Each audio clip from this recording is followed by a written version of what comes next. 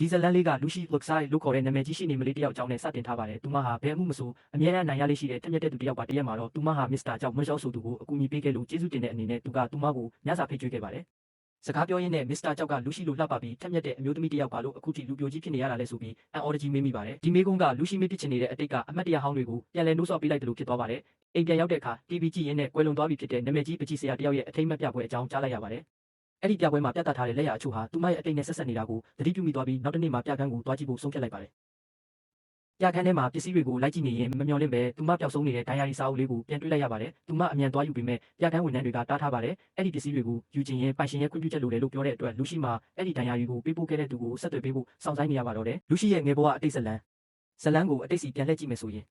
်လူရှိငယ်တုန်းကပေါ့သူမရဲ့အဖေကသူမအရန်လိုချင်နေတဲ့ဖားရုပ်ပုံစံမိုးကအင်ဂျီလေးကိုဝယ်ပြီးအိမ်ပြန်လာတဲ့လမ်းမှာသူမကအဖေကိုလှမ်းခေါ်နေခဲ့ပါတယ်သူမအရန်ပျော်နေခဲ့ပေမဲ့ဝမ်းနည်းစရာကောင်းတာကအဖေဖြစ်သူဟာမတော်တဆမှုတစ်ခုနဲ့ဆုံးပါသွားခဲ့ပါတယ်လူရှိနဲ့သူမရဲ့အမေလင်းဝီလ်မန်တို့ဟာဒီသတင်းကြောင့်အရန်ကိုစိတ်ထိခိုက်ခဲ့ရပါတယ်ပိုဆိုးတာကအာမခံကြေးတောင်မရရှိခဲ့ပါဘူးဒါကြောင့်အမေဖြစ်သူကရတင်ရထိုက်တဲ့အခွင့်အရေးအတွက်လူရှိအဖေရဲ့အလုပ်ရှင်စီတွားရောက်တောင်းဆိုဖို့ဆုံးဖြတ်လိုက်ပါတယ်အမေဖြစ်သူကအလုပ်ရှင်နဲ့စကားပြောနေတော့မှလူရှိကအပြင်မှာစောင့်ရင်သူမရဲ့ဖားရုပ်စတစ်ကာလေးကိုငေးကြည့်နေခဲ့ပါတယ်အဲ့ဒီအချိန်မှာအလုပ်ရှင်ရဲ့သားရှမ်းကွေးနန်ရှိန်ဂျွေနန်ကရောက်လာပြီးမိတ်ဆက်ကအတူတူကစားဖို့ဖိတ်ခေါ်ခဲ့ပါတယ်ဒါပေမဲ့ပြဿနာတချို့တက်ပြီးနောက်မှာတော့အမေဖြစ်သူကလူရှိကိုအိမ်ပြန်ခေါ်သွားပြီးကိုယ်နန်နဲ့လုံးဝမပတ်သက်ဖို့တားမြစ်လိုက်ပါတော့တယ်။10နှစ်အကြာအထက်တန်းကျောင်းသားဘဝ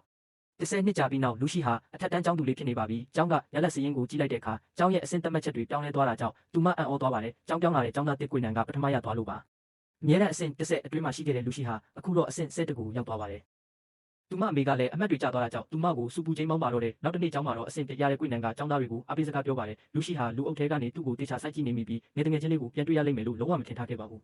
အဲ့ဒီနေ့ကစပြီးလူရှိဟာကိုယ်နန်ကိုတိတ်တဆိတ်စောင့်ကြည့်နေခဲ့ပါတယ်ကိုယ်နန်ကတော့သူမကိုငငယ်ကအတူကစားခဲ့တဲ့ကောင်မလေးမှမမှတ်မိတော့ပါဘူးသူမဟာသူစားချက်တဲ့ပုံစံတွေအင်္ဂလိပ်စာလုံးတွေချက်တဲ့နီးလန်းတွေကိုတောင်လိုက်ပြီးအတူခိုးခဲ့ပါတယ်တရက်မှာတော့လူရှိဟာကိုယ်နန်အမြဲသွားတတ်တဲ့ကျောင်းခေါင်မှုပေါ်ကိုတက်သွားပြီးအမည်မဖော်ပဲတခုခုကိုရေးဖို့ကြိုးစားခဲ့ပါသေးတယ်ကျောင်းကအားကစားချိန်မှာတော့ကျန်းရန်ဇင်းရန်နဲ့ကိုယ်နန်တို့ဟာအတွဲညီပြီးလိုက်ဖက်တဲ့စုံတွဲလေးဖြစ်နေတဲ့ဆိုတဲ့ကောလာဟာလာတွေကျောင်းထဲမှာပြန့်နှံ့နေပါတယ်လူရှိရဲ့တငယ်ချင်းတွေကလည်းသူတို့နှစ်ယောက်ကိုအရန်လိုက်ဖက်တယ်လို့ပြောကြပေမဲ့လူရှိကတော့ဒါကိုဂရုမစိုက်တယ်လို့ဟန်ဆောင်ပြီးတငယ်ချင်းတွေနဲ့အတူအပြေးလေးချင်တာကိုပဲအာရုံစိုက်နေခဲ့ပါတယ်အဲ့ဒီအချိန်မှာပဲမမျှော်လင့်တဲ့အဖြစ်အပျက်တစ်ခုဖြစ်ခဲ့ပါတယ်လူရှိရဲ့တငယ်ချင်းဝန်ရောကကွင်းထဲမှာလဲကျသွားပြီးသူမရဲ့ကံကောင်းစေတဲ့အဆောင်လက်ဖွဲ့လေးပျောက်သွားလို့ပြပြတလဲဖြစ်နေပါတယ်လူရှိကသူမကိုနှစ်သိမ့်ပြီးကွင်းထဲကနေခေါ်ထုတ်သွားချိန်မှာပဲကိုယ်နန်ရောက်လာပြီးကွင်းထဲမှာသူကောက်ရထားတဲ့အဆောင်လက်ဖွဲ့လေးကိုဝန်ယူကိုပြန်ပေးခဲ့ပါတယ်ရက်အနှဲငယ်ကြာမှလူရှိကျောင်းခေါင်မိုးပေါ်ကိုပြန်တက်သွားတဲ့အခါအံ့ဩစရာတစ်ခုနဲ့ကြုံလိုက်ရပါတယ်ကိုယ်နန်ကသူမနိုင်ရန်ပေါ်မှာရေးခဲ့တဲ့စာတူလေးတွေကိုပြန်စာရေးထားခဲ့လို့ပါသူထွက်သွားပြီးနောက်မှာလူရှိကအမြန်ပဲအဲ့ဒီစာတွေကိုစစ်ဆေးပြီးပြန်စာရေးခဲ့ပါတယ်ဒါဟာသူတို့နှစ်ယောက်ကြားကနေ့စဉ်အလုပ်တစ်ခုဖြစ်လာခဲ့ပေမဲ့ကိုယ်နန်ကတော့ဒါဟာလူရှိရေးနေတာမှမသိခဲ့ပါဘူးဒါတွေမကသေးပဲလူရှိဟာကိုယ်နန်နဲ့ပတ်သက်သမျှအသေးစိတ်ကအစသိအောင်စူးစမ်းခဲ့ပါတယ်တူတူကိုဘယ်လိုကိုင်းလဲဆိုတာကအစစောင့်ကြည့်ပြီးသူ့နားမှာအမြဲရှိနေအောင်စူးစမ်းခဲ့ပါတယ်တခါမှာတော့ကျောင်းရဲ့ဖျော်ဖြေပွဲအတွက်ဇက်တိုက်လေးကျင်းကြပါတယ်အဲ့ဒီမှာလူရှိကတစ်ပင်ဝတ်စုံကိုဝတ်ခဲ့ရပါတယ်ကျန်းရန်ကတော့တချင်းဆိုအဖွဲ့မှာအဓိကအဆိုတော်ဖြစ်ပြီးကိုယ်နန်ကိုပီယာနိုတီးပေးဖို့တောင်းဆိုခဲ့ပါတယ်ဒါကိုလူရှိကမနာလို့ဖြစ်ပြီးဆီယာမကိုအဆိုတော်အစ်စ်ပြောင်းရွေးဖို့အကြံပေးခဲ့ပါတယ်ဆီယာမကသဘောတူလို့လူရှိတချင်းဆိုခွင့်ရခဲ့ပေမဲ့ကံမကောင်းစွာနဲ့ပဲသူမရဲ့အတန်ကတိတ်မကောင်းတာကြောင့်လူတွေကဝိုင်းရကြပါတယ်နောက်ဆုံးမှာတော့လူရှိကတစ်ပင်နေရာကိုပဲပြန်သွားရပြီးကျန်းရန်ကပဲပွဲရဲ့အဓိကအဆိုတော်ပြန်ဖြစ်သွားပါတယ်ပွဲနေ့မှာတော့လူရှိတို့တငယ်ချင်းတိုက်စင်ပေါ်မှာဖျော်ဖြေခဲ့ကြပါတယ်ပွဲပြီးသွားတဲ့အခါဝန်ယူကလူအားလုံးရှိမှကိုယ်နန်ကိုသူမရဲ့ခံစားချက်တွေကိုရုတ်တရက်ဖွင့်ပြောလိုက်ပါတယ်ကိုယ်နန်ကတော့ပြုံးပြရုံပဲပြုံးပြပြီးကျန်းရန်နဲ့အတူထွက်သွားခဲ့ပါတယ်ဝန်ယူကတော့ရှက်စရာကောင်းမိမဲ့သူမရဲ့ခံစားချက်ကိုဖွင့်ပြောလိုက်ရလို့နောက်မရဘူးလို့လူရှိကိုပြောပြပါတယ်လူရှိကတော့သူမရဲ့ခံစားချက်တွေကိုတိတ်တဆိတ်ဖုံးကွယ်ထားရသူမို့လို့ဝန်ယူရဲ့တတိကိုအံ့ဩနေမိပါတယ်အဲ့ဒီနောက်အတန်းထဲမှာလူရှိဟာကိုယ်နန်နဲ့နီးစပ်ဖို့မတိချတဲ့အကြောင်းတွေကိုသူမရဲ့ဒိုင်ယာရီထဲမှာရင်ဖွင့်ရေးသားနေခဲ့ပါတယ်ရုတ်တရက်မိုးရွာလာတဲ့အတွက်သူမနဲ့ကိုယ်နန်တို့နေရန်ပေါ်မှာရေးထားတဲ့စာတိုလေးတွေကိုတွားကြည့်ဖို့ကျောင်းခေါင်မှုပေါ်ကိုအပြေးတက်သွားပါတယ်မိုးရေကြောင့်စာသားတွေအားလုံးပျက်စီးသွားတာကိုမြင်ပြီးသူမအယံဝမ်းနေသွားပါတယ်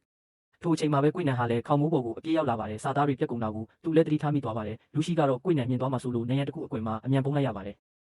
်ကိုယ်နန်ဟာလည်းသူတစုံတစ်ယောက်နဲ့အပြန်အလှန်ရေးထားတဲ့စာတိုလေးတွေပျောက်ဆုံးသွားတာကိုကြည့်ပြီးဝမ်းနေနေခဲ့ပါတယ်နောက်တစ်ခါမှာတော့လူရှိဟာဂီတခန်းထဲမှာကိုယ်နန်ပီယာနိုတီးနေတာကိုချောင်းကြည့်နေပါတယ်ကျန်းရန်ရောက်လာပြီးကိုယ်နန်နာကပ်ဖို့ကြိုးစားတာကိုမြင်တော့သူမအယံကိုမနာလိုဖြစ်မိပါတယ်ကျန်းရန်နဲ့ကိုယ်နန်တို့ချစ်သူတွေဖြစ်နေကြပြီဆိုတဲ့ကောလာဟာလာတွေကိုကြားရတဲ့အခါမှာတော့သူမပူလို့တောင်စိတ်တူလာပါတယ်သူနဲ့နီးစပ်ဖို့အခွင့်အရေးမရှိတော့ဘူးလို့ယူဆလိုက်တဲ့အတွက်လူရှိဟာ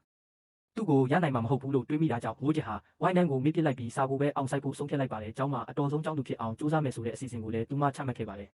တစ်ဖက်မှာတော့ဝိုင်းနန်ကကျောင်းရဲ့အဆင့်တက်မှတ်ချက်မှာနောက်ဆုံးဖြစ်သွားခဲ့ပါတယ်။ဘာဖြစ်လို့လဲဆိုတော့သူဟာကျောင်းစာမှုပွဲကိုမဖြေဘဲနိုင်ငံခြားသွားဖို့ရွေးချယ်ခဲ့လို့ပါ။ချင်းညန်ကကျောင်းရဲ့နံပါတ်1ကျောင်းသားတစ်ဖြစ်လာတဲ့အချိန်မှာပဲအိုဂျာကလည်းလက်ဆောင်တစ်ခုပေးခဲ့ပါတယ်